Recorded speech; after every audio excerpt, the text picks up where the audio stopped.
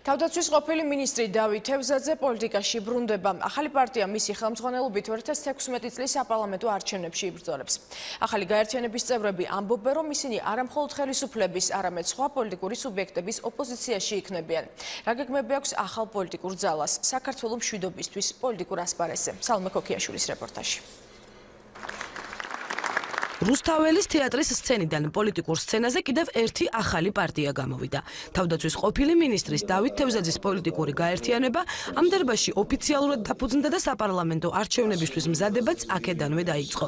საქართველოს მშვიდობისათვის ასე ქვია მოქალაქეთა პოლიტიკურ გაერთიანებას, რომელიც როგორც ლოზუნგში, ისე საკუთარ საქმიანობაში აქცენტის გაკეთებას ღირსებაზე, პროფესიონალიზმზე და წესრიგზე აპირებს. მე ვიყავი სამხედრო სამსახურში. პოლიტიკაში არ ყოფილვარ, ეს არის ჩემთვის სუფთაველი, ამიტომ ყველა ძალას ვიხმარ იმისათვის, რომ საკანონმდებლო სივრცის იმდაგვარი რესტრუქტურიზება მოხდეს, რომ ადამიანებმა იგრძნონ თავი დაცულად, თავისუფლად, რაც ძალიან მნიშვნელოვანია. ამ წუთში დაფინანსების წყარო არის მხოლოდ იმ ადამიანების ჯიბის ფული, რომელიც აი ამ პერიოდში ამზადებდნენ ამას ყველაფერს. დამფუძნებელ ყრილობაზე რუსთაველის თეატრის დიდ დარბაზში ახალი პოლიტიკური პარტიის თავმჯდომარედ დელეგატებმა ერთხმად აირჩიეს დავით თევზაძე. შეთანხმდნენ მთავარი კომიტეტისა და სარევიზიო კომისიის შემადგენლობებზეც და ძირითად პლატფორმაზეც.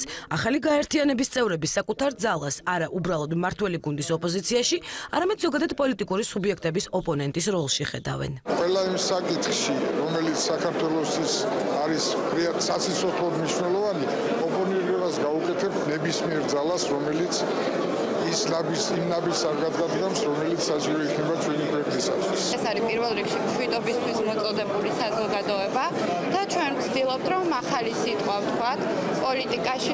თავდაცვის ყოფილი მინისტრის პარტიის დამფუძნებელ ყრილობაზე სტუმრებს შორის ბევრნი იყვნენ ყოფილი და მოქმედი ძალოვანები და არა მხოლოდ ისინი.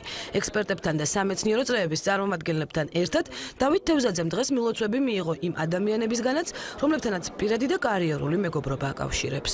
იმ დროს იყო მინისტრი, მაგრამ დავით თევზაძეს ვიცნობ მე 10 წლებია. მომიწვიეს და მოვედი.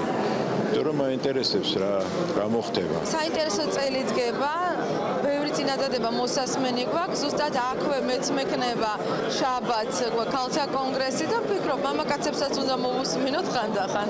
წარმატებების სამომავლო საქმიანობაში და მომავალ არჩევნებში ახალ პარტიას დღეს ამავე არჩევნებში პოტენციური კონკურენტი პოლიტიკური ძალების წარმომადგენლებმაც უსურვეს.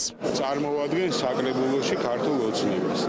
დღეს ჩემი თანამებრძოლის, ჩემი მეგობრების, ჩემი თანამებრძოლების მიერ დაარსებული პარტიის პირველ ყრილობაზე მოწვეული ვარ, როგორც სტუმარი, როგორც გულშემატკივარი და როგორც თანამებრძოლი. მე ვარ პატრიოტ ალიანსის წევრი, ანუ ვარ პოლიტიკაში და ვარ პოლიტიკურ პარტიაში. მე ვარ სტუმრად მოსული ჩემ ძმასთან, დავით თევზაძესთან და დანარჩენ ძმებთან, ვისაც ხედავთ აქ ყველას.